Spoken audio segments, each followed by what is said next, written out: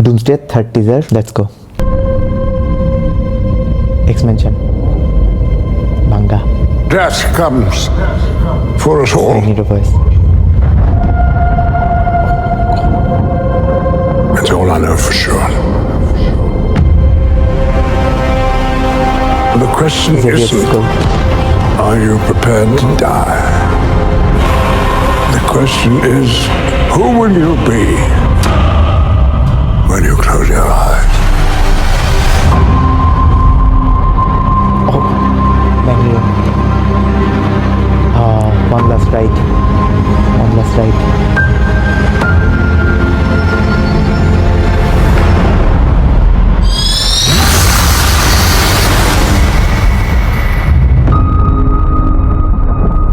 X-Men will return in Avengers Doomsday. তিনটা point আছে, wait তিনটা পয়েন্ট, এটা বলতেছিলাম তিনটা পয়েন্ট আছে।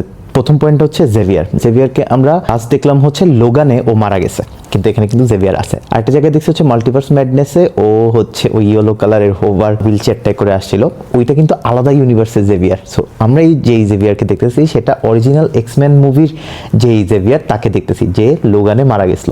এখন ঘটনা হচ্ছে এটা কোন টাইম লাইনে পড়ছে, ও কি লোগানে মারা যাওয়ার আগের টাইমে পড়তেছে নাকি হচ্ছে এটা আলাদা প্যারালাল ইউনিভার্সের জেভিয়ার, এটা একটা বিশাল চিন্তার বিষয়। সেকেন্ড পয়েন্টটা হইতেছে সাইক্লপসকে ফাইনালি আমরা ওর ফুল পাওয়ারে দেখবো মনে হইতেছে, এবং কস্টিউমটাও হইতেছে একদম অরিজিনাল এক্সম্যানের কস্টিউম। এক্সম্যান 97 যারা দেখছে সিরিজটা গত বছরই আসছিল, গত বছর না তার আগের বছর, খুবই ভালো একটা সিরিজ, একদম ওই সিরিজের কস্টিউম এটা।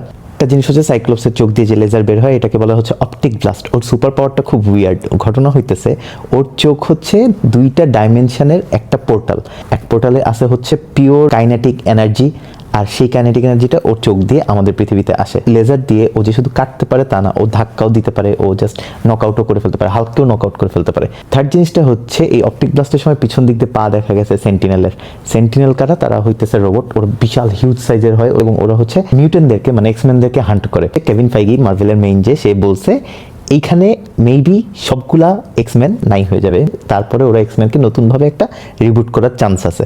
সো মেবি লাস্টবারের মতো এই ম্যাগনিটো এবং জেভিয়ারকে আমরা একসঙ্গে দেখতেছি। তো খুবই এন্ড অফ এন এরা হবে, কারণ 26 বছরের বেশি সময় ধরে আমরা এই এক্সম্যান মুভি দেখতেছি, এদেরকে ফলো করে আসতেছি। সবগুলো এক্সম্যান মুভি রেটিং না দেখেই জাস্ট মুভিগুলো দেখে ফেলা যায়। মুভিগুলো সবগুলোই খুবই এন্টারটেইনিং, খুবই ভালো। তো দেখা যাক ডুমসডে এসে আসলে এক্সম্যানদের কি করবে। অ্যাভেঞ্জার আর এক্সম্যানের পৃথিবী হয়তো কোলাইড করবে এবং তারপরে গিয়ে আমরা মিউট্যান্ট সাগা শুরু হবে।